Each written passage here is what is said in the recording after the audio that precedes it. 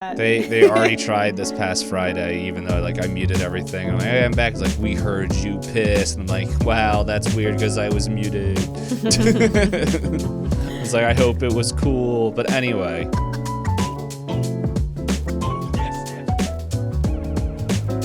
Hey everyone, welcome to another episode of Pointless Discourse with myself, Hoppocalypse, and Itisdpayne. It's me, Itisdpayne. What is that thing? I forgot all the lines of the thing. Every single line in the movie. Every single one. I didn't know you had any memorized. What's that dog? What's that dog doing? Can I pet that dog? Okay. I meant to mention this to you before, but this works now that we're on the recording because there is a past guest that's on the that has been on the podcast, Maddie. And Maddie and I have a mutual friend who was like, oh, I'm actually seeing Maddie tonight. And so what I was like, oh, here. Pretty much, it's like, here, tell her this. And I said, tell her that her favorite movie is Marcel the Shell with Shoes On. And then we're letting everyone know that it's her favorite movie. And the mutual friend's like, I can do that. And I'm like, cool. To where at 11:15, let's see. There we go. I'm going to take a screenshot here.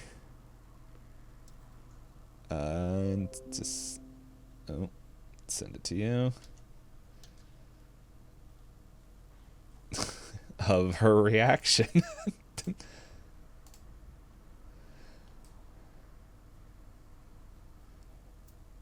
Slander. Yeah. If anyone knows Maddie, she is not shy with her words, and she definitely used them all. And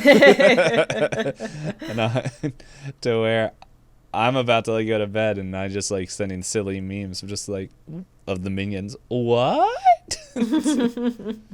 Yeah, so if you're not familiar at all, you can go back to our A24 series where we thought it'd be nice to invite a friend on a movie.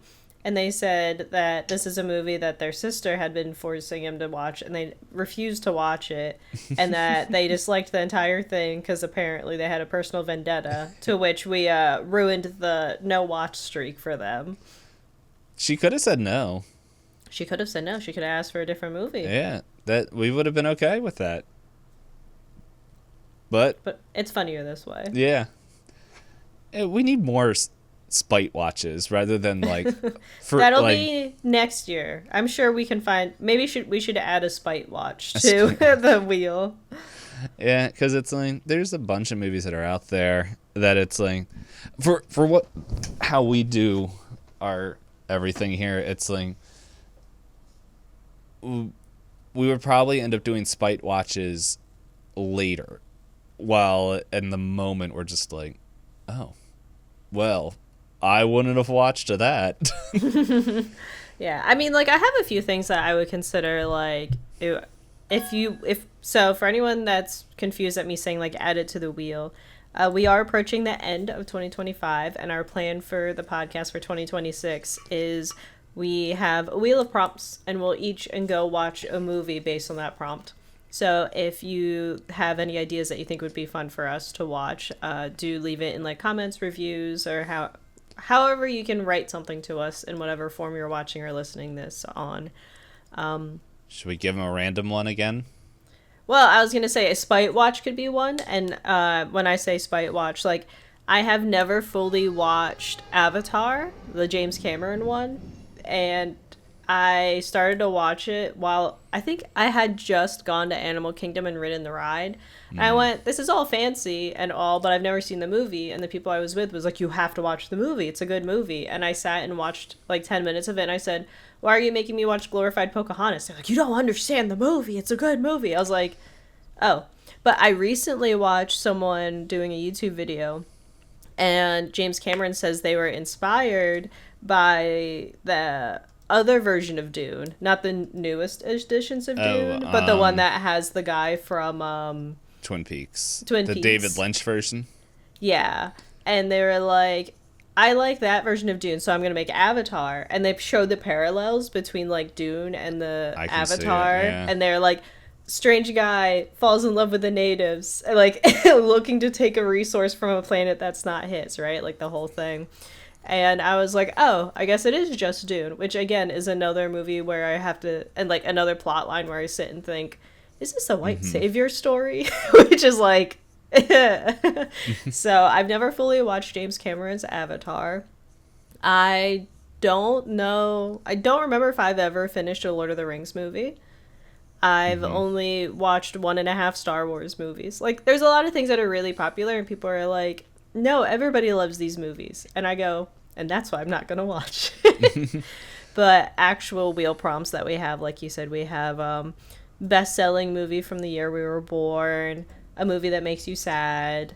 I think you put, I was going to say, did you put kaiju or just monster movie? I forget. There's monster movie non-kaiju, and then I think there's another one of giant, needs to have a giant creature.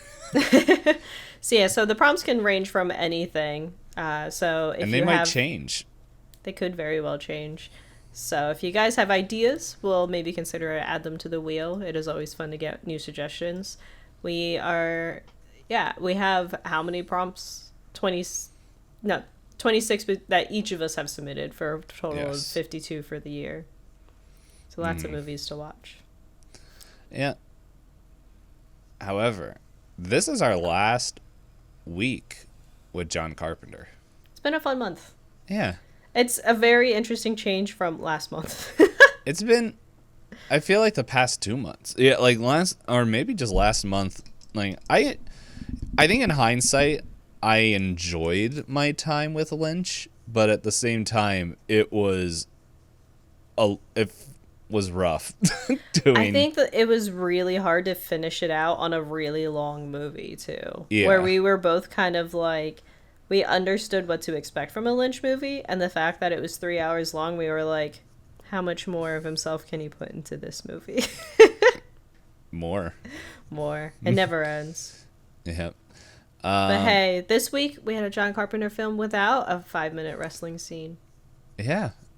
Kind of missed it. If you guys didn't read the title, we watched a movie that we watched for the podcast before, The Thing. John Carpenter's The Thing from 1982. It does make me wonder what the original Thing, how close it is to this movie. I also should say, I don't know if I'm going to be using the Audacity audio or the Zoom audio, but I moved, as some people can see behind me. But also, I moved right next to a train station or a train line that I have no control over. And so, pretty much between 5 to 10 minutes, I have a train going up and down the railroad line. So, there's that. So if you guys hear trains, that means I use the Audacity audio, and we'll just have to put up with that for a little bit until I can figure out how to clean it up. Have you invested in any noise canceling to help you through the night? No, because around 11 o'clock is kind of when they stop going, like 5 or 6 times an hour to maybe like 2 or once or twice. And this, I didn't realize it until like moving in here of how busy this where I lived is, because it's like I'm right down the street from an industrial park. So there's that and everything else. So it's not like, the apartment is really nice, and I really like the cost of it and everything, which is the whole reason I moved here. And really the commute isn't terrible. So That's good. yeah, like it's an easy 30 minutes, which is like, because it's all highway, so it's like, you are slow. just go past them. Yeah, I mean, like, that's how I feel. Like, when I go in once a week, if there's not a lot of traffic, then it's a really easy drive for me. I get on and off a highway, like, pretty easily where I live. But it's just, like, those days where it is clogged up that I'm like, not fun. Yeah, last week wasn't a problem. And then I had to figure out how to use the washer and dryer at this new place. Oh, the washer was easy. The dryer, I'm like, what is happening here? Why can't I, like, I put the card in, there's no buttons to press, and it's like, what I have to do is, like, put my card in and take it out really fast, and so that way it would count as the charge and then use it. So I don't know, with me trying to get this thing to work, if I accidentally spent like $2. I'll find out. But yeah, I figured out how. Yeah, but I figured out how to work it, and then I'm just like, I'm gonna go be washing clothes like I did back. What was it at my first apartment, which is like, throw all my clothes, no matter what, in the first thing and just put them on cold wash, and then split them up for the dryers, because that will save a lot of money. So. But yeah, anybody that sees the video version of the podcast, I think that would mainly be YouTube. Yeah, you'll see the change of scenery for Dpayne. It does feel like your shelves are closer too. They're about that arm's distance. Okay. It's pretty much just a wall to separate. Oh, did you set them up sideways instead of up and down? Because I thought I could see the top before. Yes. Oh, okay. Now I understand what you're saying. No, they are on their sides, so they are taller. So rather than down. Yeah. So now I understand what you're asking. No, I put them up that way mainly because if I did, it would probably just cut off the whole apartment. But I wanted to do this setup so that way, like, this is kind of like I make like a fake room here. It feels like a separate spot. Yeah. So it's like when I come here, it's like, okay, I'm here to do computer work, rather than like before. It's like, I'm sitting here and the kitchen's right there. I'm gonna go eat a butt ton of food because I'm fat. Now the kitchen is like, I don't know, like on the complete other side of the apartment. So you gotta walk to it. Yeah, it is quite the walk. And it's also where the bathroom is too. So it's like, okay, cool. I can use that and not have to worry about streams hearing toilet flushes and other noises. But then again, I mute all the things anyway. I'm sure if anybody that watches your stream hears this, they'll just harass you and try to go, oh, I heard that. They already tried this past Friday, even though like I muted everything. I'm like, hey, I'm back. It's like, we heard you piss. And I'm like, wow, that's weird because I was muted. I was like, I hope it was cool. But anyway, what wasn't pissing was everyone and the thing. They should have been peeing their pants. I know. That was horrifying. I say this as if I haven't seen the thing a bunch of times. I also asked Strider after, like, when all my favorite scenes came up, like a lot of the practical effects, I asked Strider, am I mentally unwell if I would consider this a comfort movie? You can ask your therapist. I can't. Oh, yes. Is that, did you tell her? And that's why she's like, yeah, I'm retired now. No, I don't know what to do yet. I should figure out a solution sooner rather than later. The sun going down this early doesn't really do well for me and my seasonalness. Yeah. Oh, also, is this episode coming out right before Halloween? I think that's why I said that we should watch the thing last. Yes. This episode is coming out, well, on the 27th. So happy early Halloween. Yeah. Write in the comments what costumes you guys are gonna wear or your plans for the evening, because it's a Friday this year, which I feel like a lot of people are gonna use excuses to go and be busy. Be busy. Be busy. Yeah, someone was like, oh, do you want to like go out to the bars with me? I was like, I don't really like going to the bar. They're like, I don't either, but it's a Friday for Halloween. I was like, yeah, no, thank you though. Yeah, it's like, oh. It's like, I don't want to go out and see the world. It's okay over there. Yeah, but like you said, this is our last John Carpenter movie. We have been watching different directors for each month of the year. So with that, we roll 12-sided dice to decide who gets to give the summary. I don't have my dice. As Dpayne gathers his dice, I'll explain it. So yeah, so John Carpenter, we watch for the month of October, and we will be rolling the 12-sided dice, and whoever rolls the highest will give a short summary of the movie without any spoilers. Then we'll go over a couple of questions to begin our discussion, and then we will warn you about Spoiler Town. And before Spoiler Town, we'll let you guys know who we're talking about, what movies we're watching next. And as old as this movie is, I think if you haven't seen it, you should still watch it with as little information as possible. Yep. So which I did this time. I already watched it, but I was like, how would you go in without information? But I watched it with somebody who was their first time watching it. Oh, exciting. But yes, so Spoiler Town, you will be very much warned. Otherwise, let's roll some dice. I am going to be rolling a new set of dice. Mainly because it's open. No, well, I got them 2 years ago at PAX Unplugged. They're my Dispel ones that we have too much stock, so here, give us $70 to get rid of things. You have Dispel too. Yeah, I do love their dice. They're very nice dice. These ones look like marbles. I remember you getting those. Those are fun. And then I rolled them because we played Pathfinder this week, and they were not happy that I rolled these dice. So we'll see how well the D12 rolls. Oh.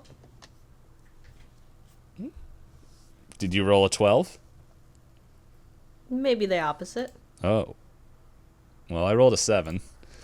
Oh, yep. Mine kind of looks like a 7 if you look hard enough. Mine kind of looks like a 1 if you... Well, not so much on these.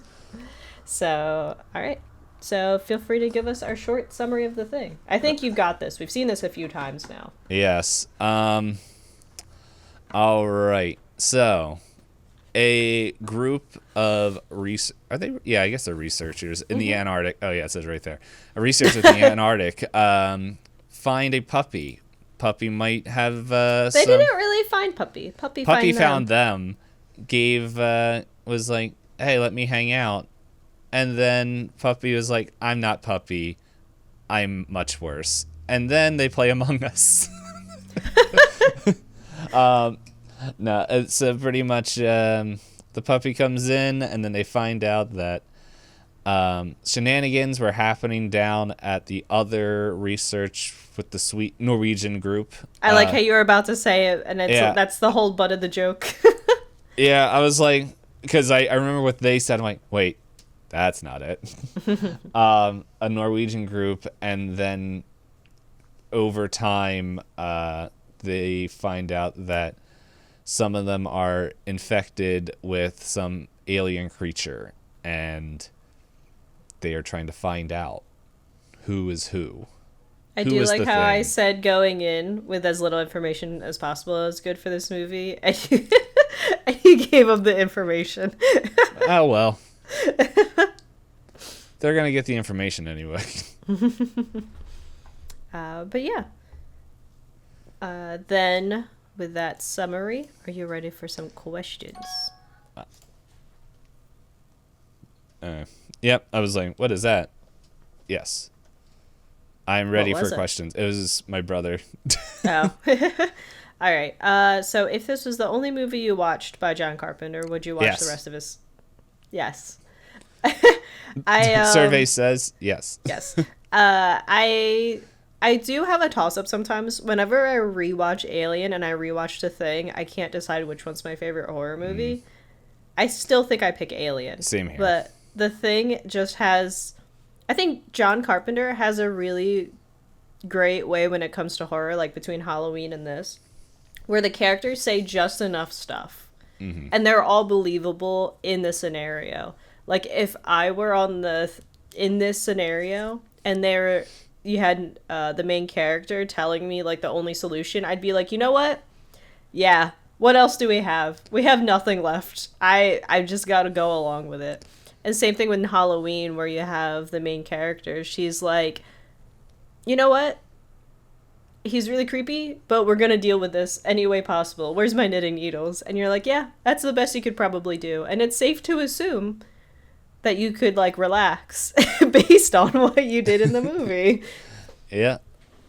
It's yeah, it's I know with a couple of these movies we all said like, oh man, this would have been I would like to see this as like a TV show or like a little bit extra. Especially Escape from New York. Yeah, this no. I think the strength of this being a tight like just you're dropped in and half. you're just as confused as all the characters, which I think really plays up to it. I had read a book that on the back said it was like The Thing. The only thing that it had in common was there was maybe a monster in the Antarctic. And I was like, it didn't have that same amount of like tension or interest because in that particular book, you followed the character on the boat ride to the Antarctic. And you're like, on the boat, it was like a very like monotonous thing, which makes sense because boat life and living in the Antarctic are both kind of monotonous because you only have limited amount of resources and time to do things. Mm-hmm.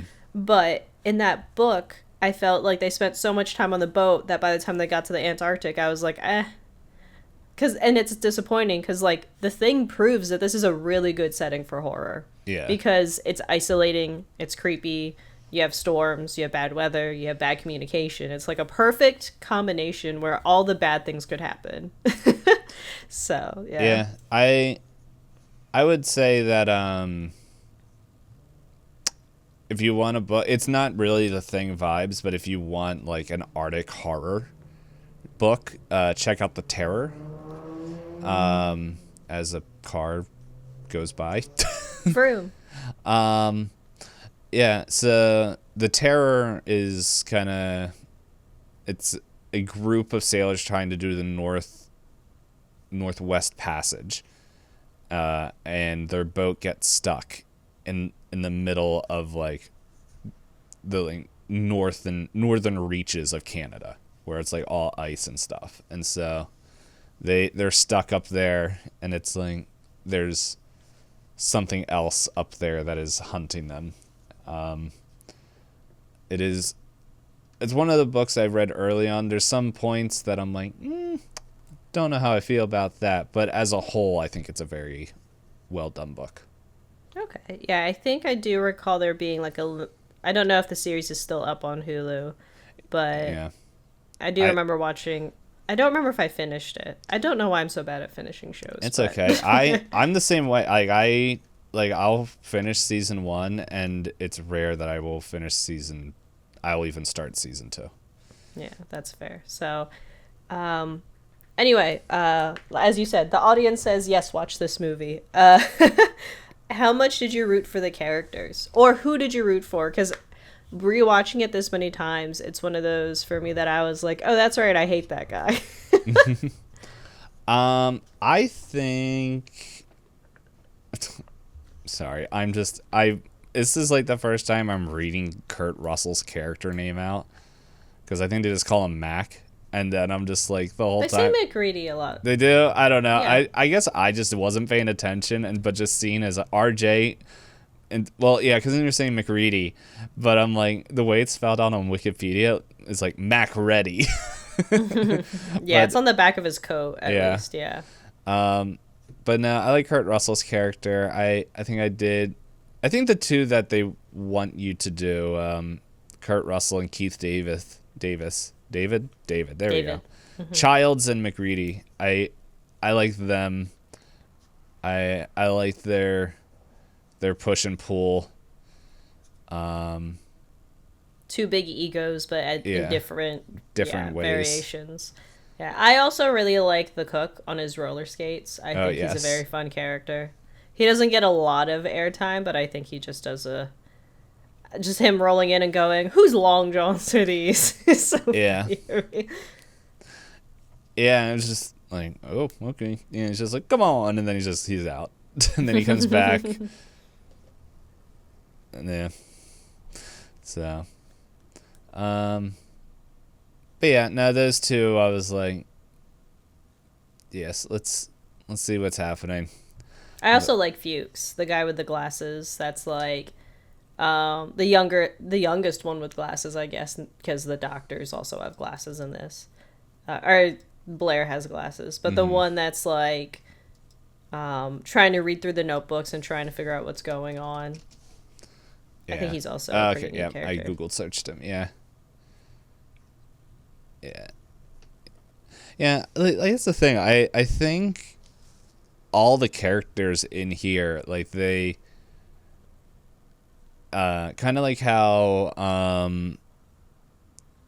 in Samurai 7 or is it whatever it was, where every character had their own dossier of who they were. Seven Samurai. Yeah, I was like, Samurai 7 is not the name of it. Yeah, that sounds like a Cartoon Network, like Ben 10. Yeah. But yeah, so I think that was the movie that you read the fact that every character in there had their own like dossier and background, and that's why like everyone felt super fleshed out. This, like, if someone told me that all these characters were somebody's Call of Cthulhu character, I could see that as well.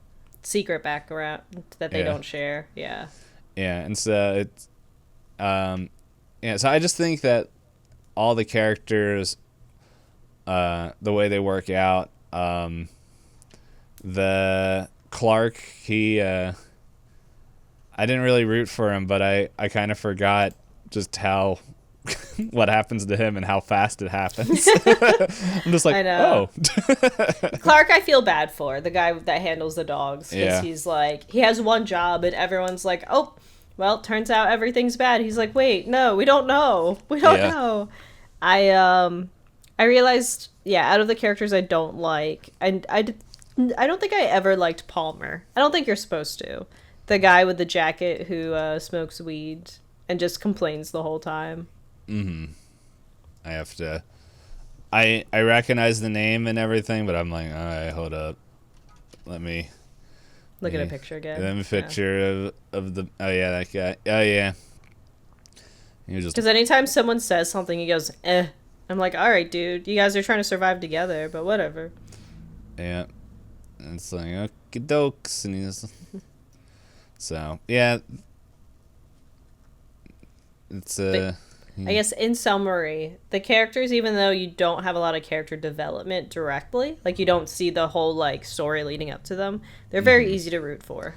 Yeah. It's like very quickly we learn everyone's personality and we see those personalities like get pushed. Yeah, get pushed and moved around and everything. Yeah. So then what grade would you give the plot? I give it an A, for sure. Yeah, this is either an A or A plus, depending on the mood. Yeah, there are some things in it that I'm kind of like, this is confusing, but that's also the point of the movie. So that I think that's why I'm like, that's actually a strength. Like, I think I read somewhere, I don't remember if it's in the trivia on IMDb or something, but it does say that at one point there's a silhouette and they use a stunt double so you can't tell who it is on purpose. And I know I've heard there's fan theories about like, oh, if you watch it, you can see a sparkle in their eyes. But I believe John Carpenter was like, no, that's not true. So it's fun that it's vague enough that people are like, I have a whole theory. I figured it all out. I know all the answers. And the director's like, no. I feel like Carpenter does that a lot with some of this thing. Because I think I saw a video this week where he was like, there was never supposed to be a Halloween 2.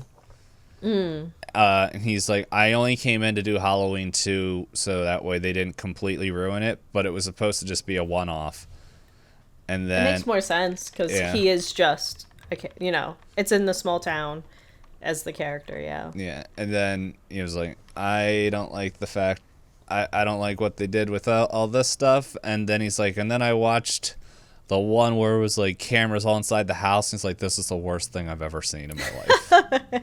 It does have to be a shame that your IP like lives beyond you, Yeah. and you can only control so much of it, because it's either you give up your whole career and just keep making that movie so that you know it's not ruined, but then you can't make other projects. And John Carpenter is like, the range of movies we watched for this month alone, they're like, it feels, I think we kind of said this, it feels like I can imagine the director for Halloween and The Thing being the same director, and I can imagine the director for Escape from New York and They Live as being the same director, but as a whole I'm like, these feel very different. It feels like whatever he was reading was what was inspiring the movie. Oh, I did read the short story for They Live.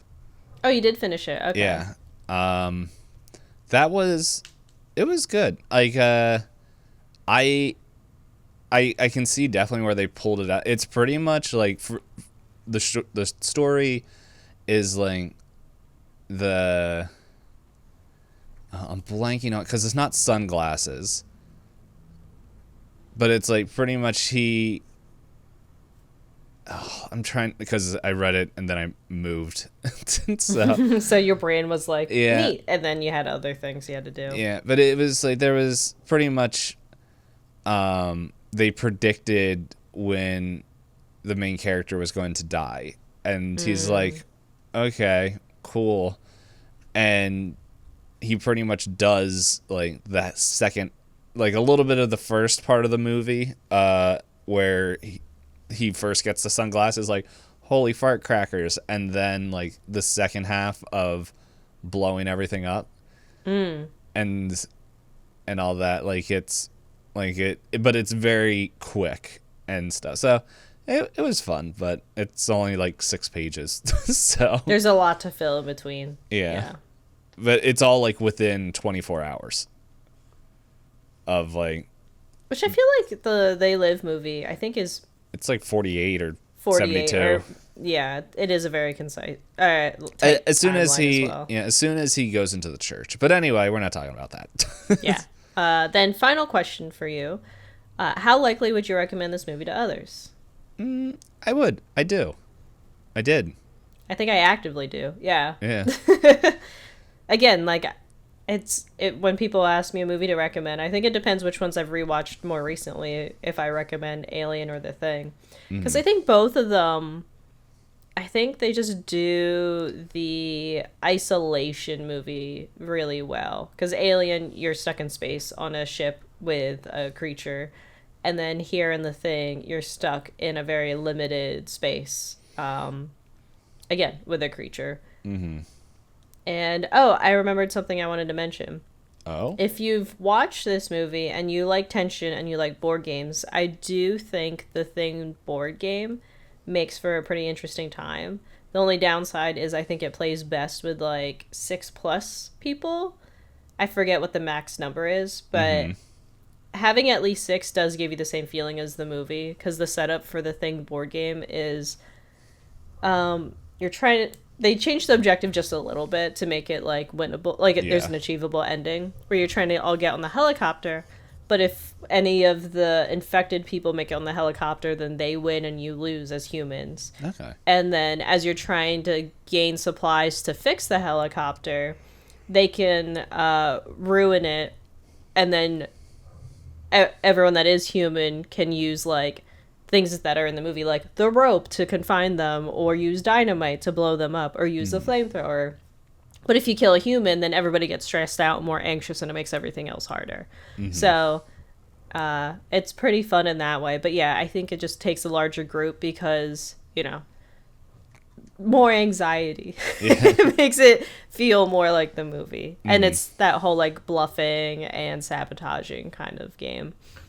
So, Which, if anyone saw my Among Us era, that's not one of my strong suits. But yeah.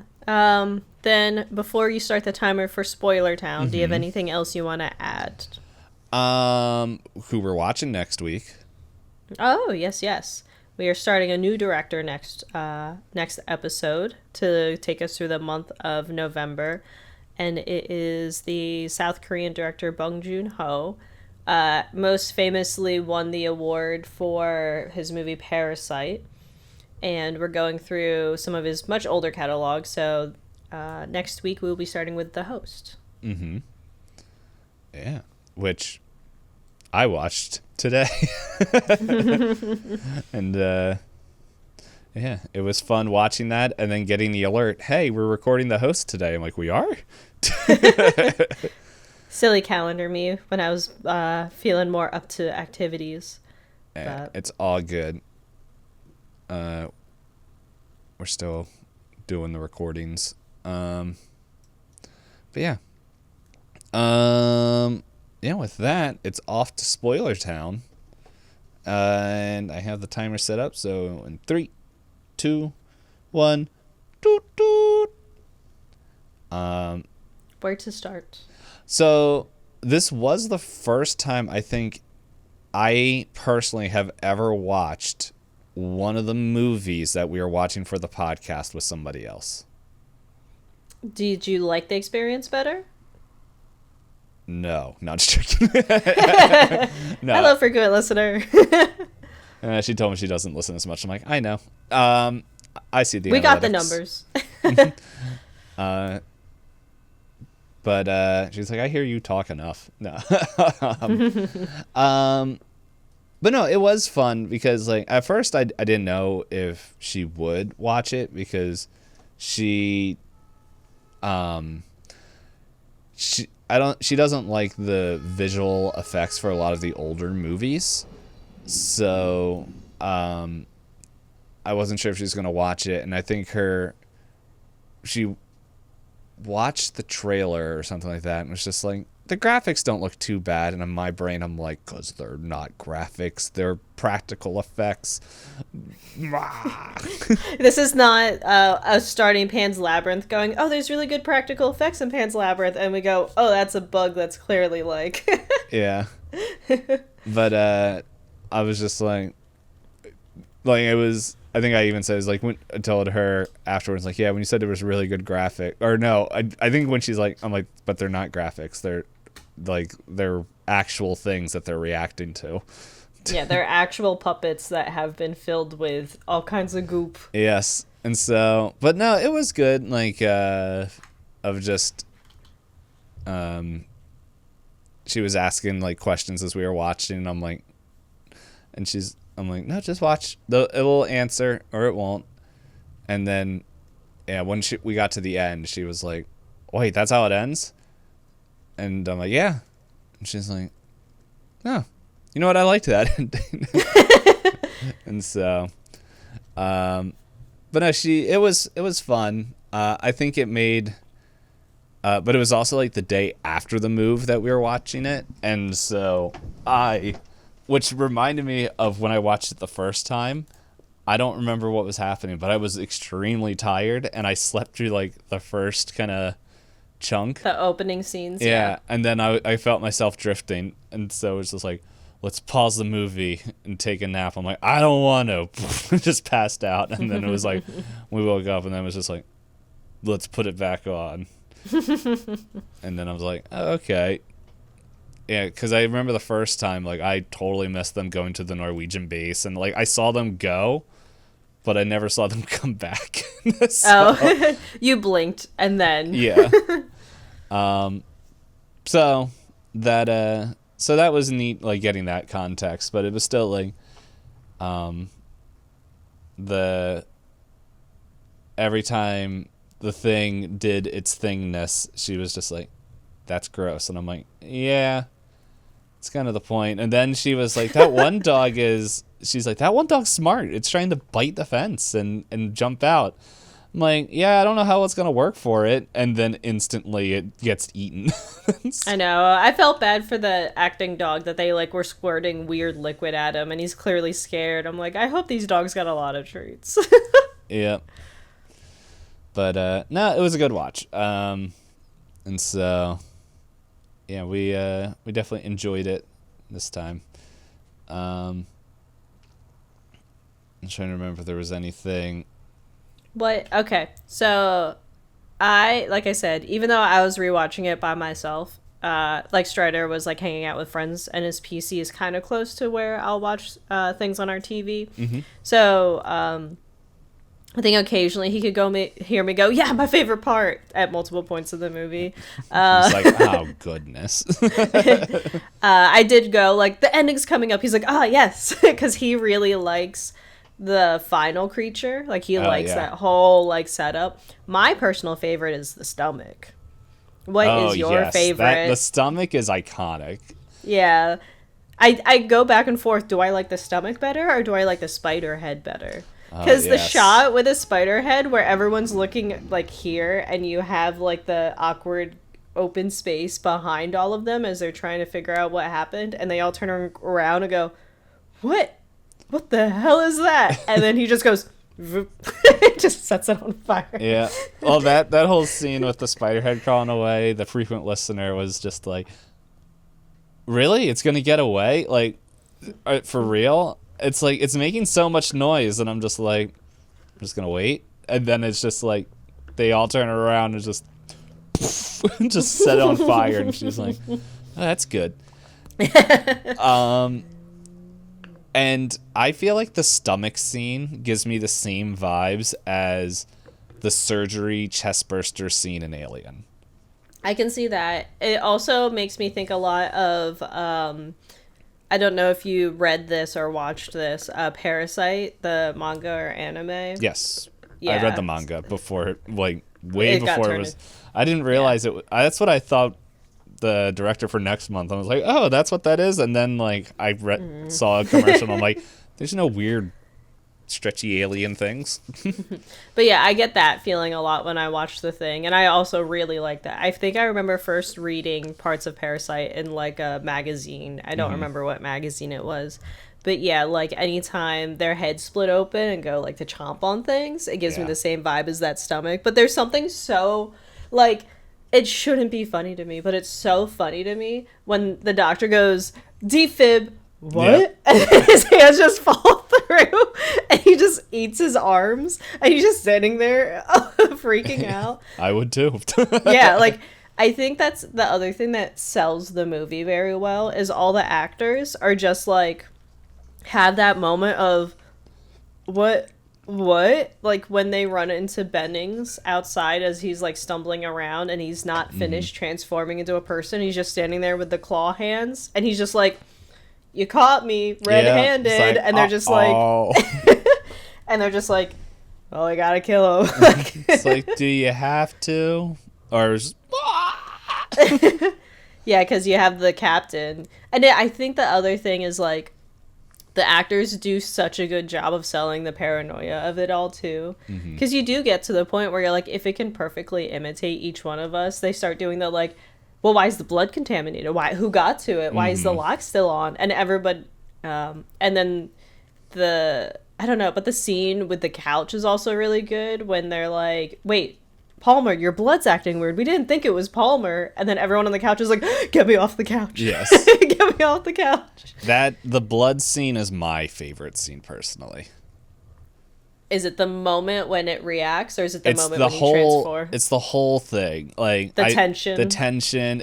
I think that's what makes, like, because, like, before, it's everyone's just like, okay, McGreedy, it's you. No, stop. We're on, man. And it was like, man, you suck. I shot a dog. I shot the guy who shot the dog. And then it's like, that's it. I know I'm human. So this is what we're going to do. I do like his theorizing, though. He's standing in the circle. He's like, if you all got turned, you all would have killed me. So there's at least one more human here. I just got to find out who it is. Which is smart, right? Like... Yeah, no, it totally makes sense. And it's like I should have used that argument in Among Us. But anyway, normally I never made it past the first round. But there was one time when, again, everybody was streaming Among Us. I remember one time I was so fed up. I don't remember if it was you that was in that lobby, but I think it was J2, JR, and maybe Tristan. And I was an imposter, if not every game, like 8 out of 10 games. And people were like, "We gotta vote Hop. Statistically, it's Hop." And I was like, I can't lie. I'm so tired. I have nothing left in me." That argument sounds like a Tristan argument. Mm-hmm. I don't know if that was the same game, because like I remember J2 being there. I remember Blackjack was in one. And I think Tristan was there. I know Knight was in this one because he makes this joke where I made the joke a bunch where it was like, "Okay, guys, listen to your heart."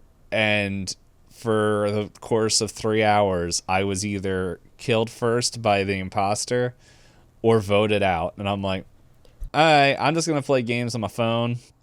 Yeah, like, on one hand, I can see why people are like, "That's good content." On the other hand, you as the player, you're just like, "Yay, I'm not participating tonight." Yeah, and then people were like, "Who's not doing their tasks?" And like I said, like, "Hey, I haven't been able to play the game the whole night, so you guys are just, I'm not doing the tasks anymore." And then they're like, "Okay, let's keep Itisdpayne alive for a little bit." And that's when I was the imposter, and I won out of pity because everyone felt bad because like we can't kill him. And the one time they didn't, I killed them all. Dun dun dun. You had your own version of the thing. Yep. The pity You're thing. like, "Yeah, guys, please, it can't be me." But, the other thing I really like also about the blood scene, before we completely move past it, is when they reveal that Clark was human, and they all go, "So you're just a murderer then, huh?" He's like, "That's something for my conscience for another day." Yeah. Like, he's just like, the same thing as that's future me's problem. Or he's like, "You're technically right. We're too busy right now. We can't think about this right Yeah, now." but it was also a little bit of self-defense, like, because it wasn't like... He came at him with his knife, it's not like Clark was just standing there like, "Hey, how you doing there?" And he's just like, no, he came at him with a knife. He went kaplowy to his head, ka-chow to the skull. Yeah. And they did sow a lot of paranoia because the guy that they had isolated, because they thought he had turned because he was acting erratic, he was like, "Well, he was around the dogs, and it was the dog that was the problem, so therefore, he might be one." So everybody was already suspicious of him. They should have been suspicious about that dog, the fact that it was a husky, and not freaking out, screaming. It did not yodel once. Yeah. And he was very chill.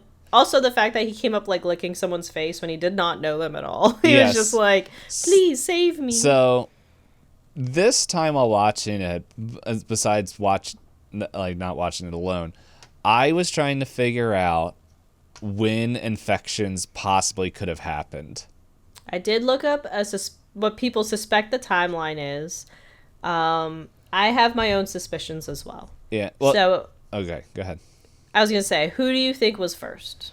Well, the thing is, at the very beginning, I thought it was going to be Clark, because the dog... Isn't it Clark, or is it... Bennings is the one that's getting the kisses from the dog. Bennings, okay. The redhead, yeah. Because he's also the one that gets shot in the leg. Yes. Hold on. I'm just going to the IMDb so that way I can see who's who. Make it a little bit easier for myself. This doesn't make it easier for me.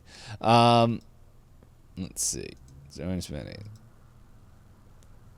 Oh, Benning. Thing. Images. Yes. Okay. So yeah, I got the... Right now I got the character mixed up, but I was thinking, yeah, the one who got dog kisses was the first one. Because it was just like, that's where it all started. And then, like, sorry, I just gotta send this. Oh boy, what am I getting? Is this? Hold up, trying to... I've got my Discord open. Yep. I'm awaiting. I was trying to get it so it was just the image, so I didn't have to do a bunch of...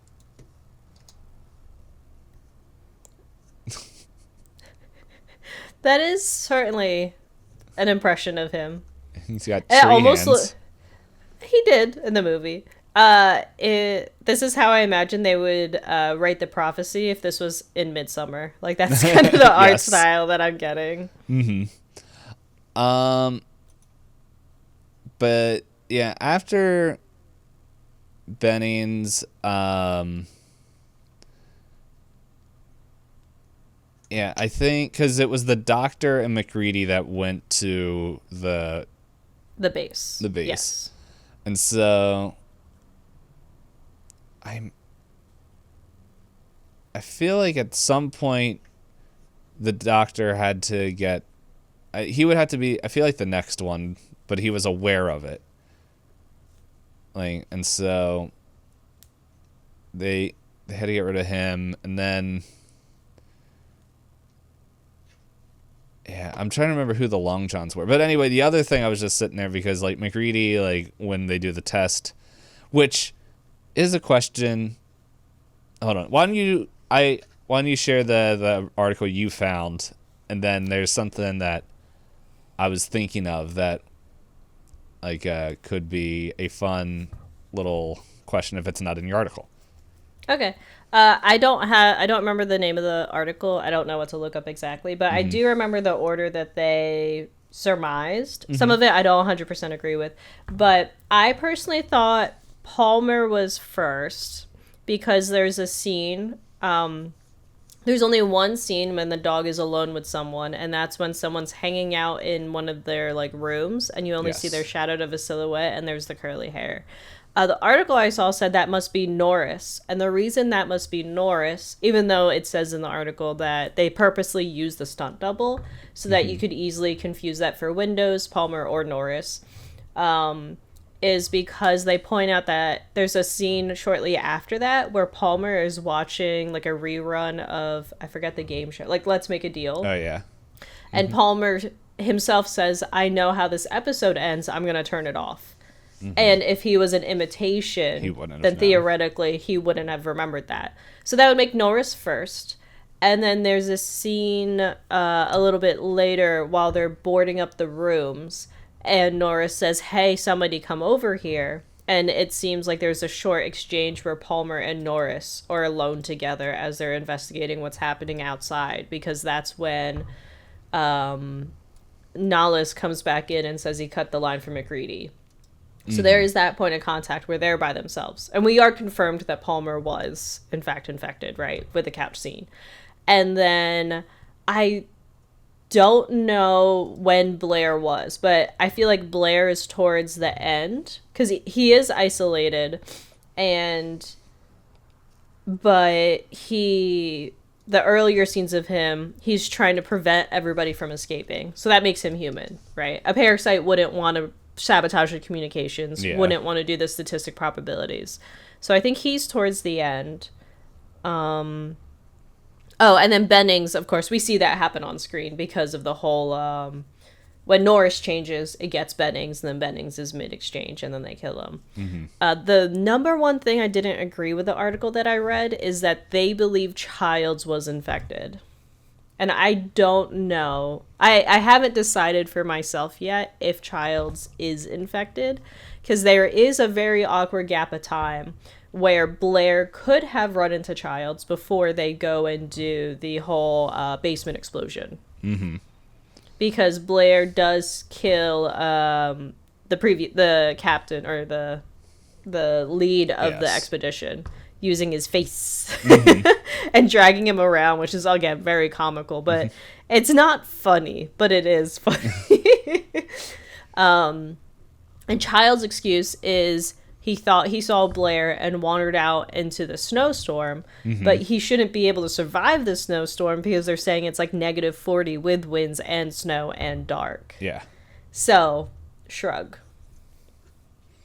I have a new theory. Another theory. That McReady was infected. I have heard this theory before. And it happens because he grabs the Long Johns. That is like, who's throwing the Long Johns in there? My mind is like, what if that's someone that's infected? Because like they show earlier that it's like there's infection going around. Like it doesn't take much. It just like for someone to get infected, and I don't really think. Well, we don't know. Yeah, it doesn't seem like there's much, but at the same time, it doesn't really go into it. Fuchs has a theory that it's done through particulates. Smooching. Oh. Yes, smooching, because he says that everyone should eat canned food that hasn't been prepared by anybody else. But if that were true, when they all share the same scalpel to take blood samples, Yep. each one of them should have been previously infected. That's something that we said when we were watching it. So I think I prescribe to the idea that it has to isolate you and do something like that would give it away. Smooching. Because otherwise, I feel like everybody would have been infected a long time ago, because everybody touched each other's blood a bunch of times and yelled in each other's faces and... Mm-hmm.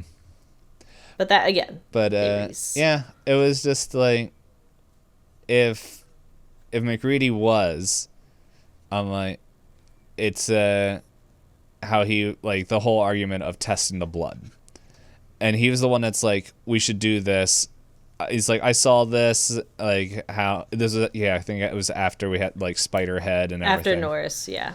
And in my mind, I was like, what if, and this is like, I don't know, and like, I know that, I think last time we talked about this, Carpenter was like, I'm not telling you.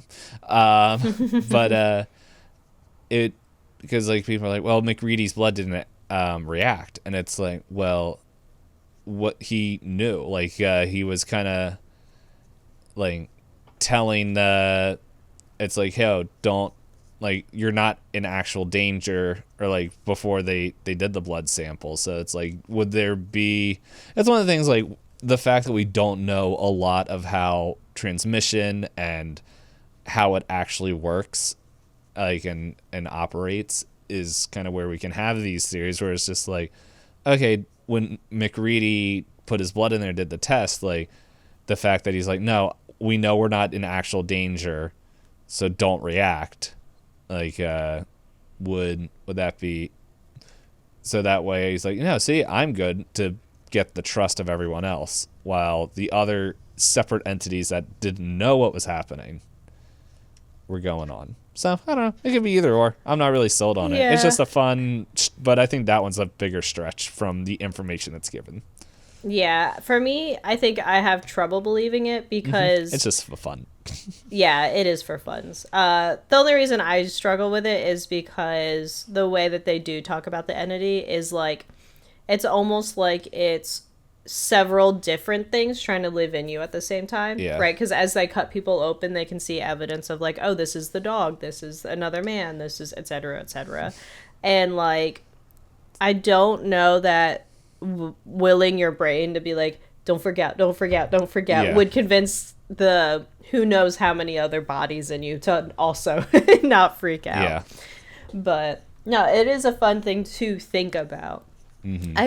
So lots of options. So, or what if the things didn't know who was actually infected, and so the whole argument was like, no, if you guys were all them, I would be dead. And it's like, well, what if they don't even know who's who? They don't have a hive mind. They're all just like just as paranoid as the humans. I do. Like I said, before Spoiler Town, I do appreciate that they had everybody go, you know what, we die here because otherwise the whole world dies. And you know what? What other option do we have? And I'm like, yeah, you know what? If I was stuck here and I saw how horrifying this thing was, I too would just be like, you know what? We're just going to make sure it doesn't make it out. Yeah. Nah, I say heck with humanity. Let's wreck them all. Who would you communicate to? Windows has been trying. The radio guy was like, I do like the whole tension built up around him too, where he's like sitting there trying to radio somebody, and they're like, "You call someone?" He's like, "It's been weeks. What do you think I've been doing here? You think I've just been like sitting here playing with buttons?" No, I just walk back. I also like the scene of the very beginning. I always forget about it, where he's trying to play chess and it beats the main character. And it like establishes the interesting thing where like everyone sees him as the smartest guy in the room, but he's not. Like, you know, like he's not able to win against everything. And then you get the whole crux of the movie and you're like, yeah, Unfortunately, he did not win against the creature. He did get checkmated in the end. And unfortunately, he couldn't just throw whiskey on the creature like he threw in the robot and call it a cheating bitch. He tried. He did try. He did use a lot of kerosene. I do like the bits where they investigate the helicopter and go, why do they have like 17 cases of kerosene on here? And then they go to the actual base and they go, why are these bodies piled up and set on fire? Yep. I think out of all this, because Kurt Russell was in half of the movies that we watched. And he's in other John Carpenter movies as well. Like, we didn't watch Big Trouble in Little China. Yeah. I think this is my favorite Kurt Russell movie. But I also haven't watched Big Chinatown. I forgot. That one is more comedy leaning. Yeah. But let's see. I think we've kind of talked about all the major parts of the movie. Again, not a very long movie, but a lot to talk about, which I think also makes it a great movie. Yeah. So let's see. So and speaking of... real quick, if you guys want to get more of like my first reaction with it, go back, I think 2 or 3 years ago, the Halloween bracket, where, oh shoot, we looked at this before we started recording. It got third place in our Halloween bracket that year. It was against Texas Chainsaw Massacre. So if you find any of those, it's those two, and that's, I think we go a little bit more into story and theory than we did today. But I didn't realize Kurt Russell was in Fox and the Hound. Who does he voice? Cooper. Oh, I wouldn't have guessed. That was one of my favorite childhood movies. Who would have guessed? A really depressing movie. I enjoyed that movie too, but I always remember the line, Todd, forever's a long, long time. And now I'm going to sing because I'm an owl. Yeah, the movie starts out so innocent and they go, I guess we can't be friends anymore. And I went, what? What do you mean? But you said that this was your favorite Kurt Russell movie you've seen. That I can remember, highest, yeah. Yeah, the highest trivia point in the thing, it says that John Carpenter has stated that out of all of his films, this is his personal favorite. Wait, who? Oh, Carpenter? Carpenter himself. That's the number one trivia on IMDb. Yes. I think this is one of my favorite Carpenter films as well. So, it's from the ones that I've seen. I do want to see some of his other ones eventually. Like the China the one, the big whatever it's called. My brain can see all the words separately but can't put them together. Big Trouble in Little China. I've heard good things about that. So, as I have all the music playing outside, I might just be using the Zoom audio. Oh, well, you're adjusting to the new space. Yeah. But here's another fun trivia. So I thought that the dog actor, like I joked, the one that's taken over by the thing, I joked that he deserves lots of dog treats. It's stated here that John Carpenter was impressed with the dog that did the acting for that role. And him walking down the hallway, like looking like he knows too much, and searching for a human being, was done in only about 4 or 5 takes. And that was a really, like, I was looking at that shot, I was like, that dog knows too much. That dog's too smart. Because he, like, halfway looks through hallways and, like, looks at the camera and, like, I don't know. He sold a lot of the... And also the scene where the dog is like, I don't know how to sit in a kennel. I was like, how did you teach a dog to sit awkwardly? Yeah. Because all the other dogs are laying there like, who the heck is this guy? And he's just, like, awkwardly sitting. And then the actor for Clark is like, I guess that's how a dog sits, and walks away. Yeah, it's just like, okay, bye. Yeah, I'm scrolling through. Oh, this is interesting. So, at the scene where Dr. Cooper's arms are severed, they had a real-life double amputee stand-in and wore a mask in the likeness of Dr. Cooper's actor. Oh. And the audience focuses on the bloody stumps while the mask goes unnoticed. That is really clever. It's like a magic trick where Yeah. your eyes are drawn to something And I'm else. like, now I want to go to that. Okay, I'm looking it up now. Let's see.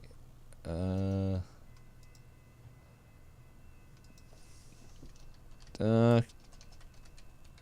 Cooper arms. I should probably put the thing because I got a whole bunch of guns.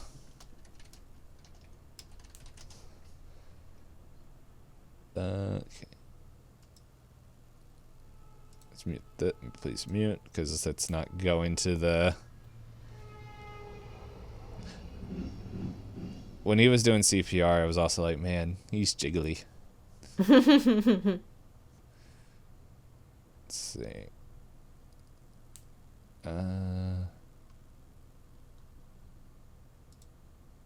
There we go. He's screaming, rips his arms off.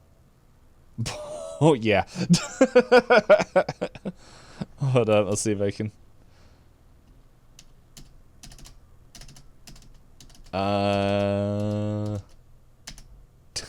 Yeah, it is. Oh, goodness. Time's up. Let's see.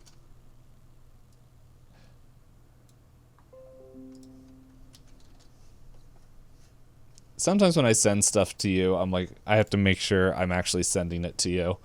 That does obviously look like a mask. Yeah, Like, but looking it's at like, it but it's only like in like one or two. It's like yeah. 3 seconds. Like 1, 2, yeah, 2 seconds. That's pretty cool. I would never known that. Let's see. Is there anything? Okay, and this is also interesting. Like why, like directors are artists and stuff. Where it's like Carpenter took great pains to create mainly muted tones and color in both costumes and sets, so that way, that Rob Bottin's eye-popping colorful gore would. Oh, the guy who did the practical effects for the gore would pop. Yeah, and I think they said that when he was only 22 when he started this project, and I was like, man, talent. This was Keith David's first credited feature in a film. Oh, nice. And it helped kick off his career. He's a good actor. Yeah. I mean, like, they did say that in They Live, John Carpenter was like, I need a second guy in this movie who can hold his own as, like, not just a sidekick. And he was like, Keith David, I'll write a part for you. I'm like, yeah, I can see why. Yeah. Let's see. I'll go on the goofs real quick, see if there's any fun things. I think I did see this child just breaking down the door with an axe, doing a ton of damage, and then several scenes later, the door's intact except for one hole. Oh, I would have never noticed this because I'm not good at chess. Like, I know how to play chess, but I can't do that. But the chess moves spoken by the computer don't match the ones on screen. I thought that was the case, but I also was like, I'm not going to overthink this. Yeah. The Norwegians pulled the same grenade out of the box twice. I did hear if you could understand Norwegian, the movie got spoiled for you. Oh. Because I had watched this with English subtitles, and the English subtitles say just generally like foreign language being spoken. But I think, even though not grammatically great, the sentence is like, the dog is infected or something like that when he's shouting at him and they all don't understand each other. I think that came up for us as well, but I don't think it was caught. Oh yeah, here it says this roughly translates the get the hell out of there, that's not a dog, it's some sort of thing, it's imitating a dog, it isn't real, get away. But with the language barrier, they're just like, why he shoot dog, why he shoot me, not cool. Yeah. It's like one of those things like, okay, the subtitles and everything's all nice, but come on, think of the context of the movie and, like, just type in, like they do other thing, like, foreign gibberish. So that way we don't... Like, it's nice to know, like, what they're saying, but at the same time, it's like, If it's Oh, the subtitles just said foreign language speaking. okay. But they said, like, if you were fluent in that and happened to see it, then that would be, yeah. You're, you know, the big moment in the movie would have been spoiled for you. Mm-hmm.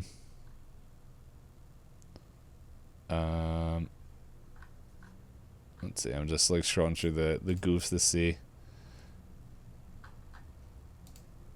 Okay, I didn't even notice this. Gary breaks the window of the hut to shoot the Norwegian. He is using a pistol. When he shoots at the Norwegian, the pistol turns into a revolver. Like magic.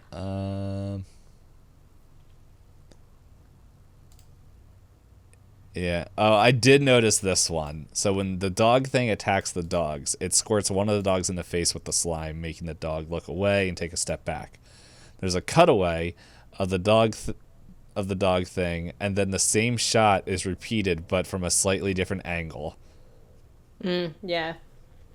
And it's like, okay. Fun fact: the person that played Maggie in Escape from New York voiced the chess computer, who was married to John Carpenter from 1979 to 1984. Wow, she died in both movies. I said married to, did not. Oh, I guess you're saying the computer got zapped. Yes. I thought you meant she died after that. I was like, no. She says she's still alive. She's 80. Oh, neat. So, in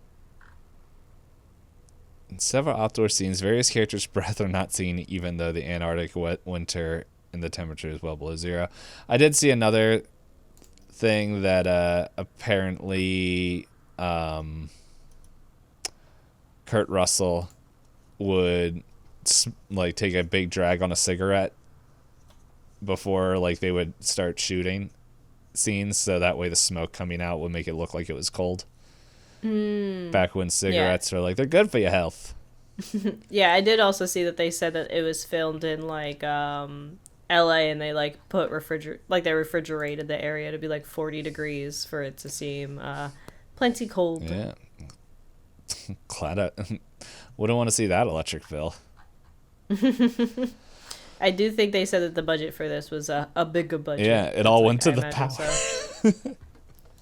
Well, or the explosions. There were a lot of explosions, and they had to crash a helicopter. Yeah. Well, it's not like they had someone that had to like walk through a door and go back in time to see themselves doing a table read and be like, "Uh-oh, I'm not supposed to be here, and now I'm not here." I feel like you're talking about 2000 Space Odyssey. I'm talking but about. brain is not sure. I'm talking about Inland Empire. Oddly enough, it also happens in 2000 Space Odyssey. Because remember, he goes through the weird trip, and then he wakes up, and there's that really fancy room, and he sees himself at a table. It's a nice table. It's weird that it happened twice. That TikTok audio. Yes. But I think I don't have anything else to add. Do you? No, I don't think so. Just 2 thumbs up, and tune in next week as we watch a different director. Yeah. We go international edition as we go to Korea to watch. Did you pay for my plane ticket? I didn't pay for my plane ticket to go to Korea. See you there. Anyway, thank you everyone for watching. If you have your own thoughts and theories or stuff that you thought was cool about the thing, let us know. Put it in the comments, either on Spotify or on YouTube, and we will do our best to check that out and mention it. At most, please be patient. It will be about a week or two, because normally we record about 2 weeks ahead of schedule. Normally.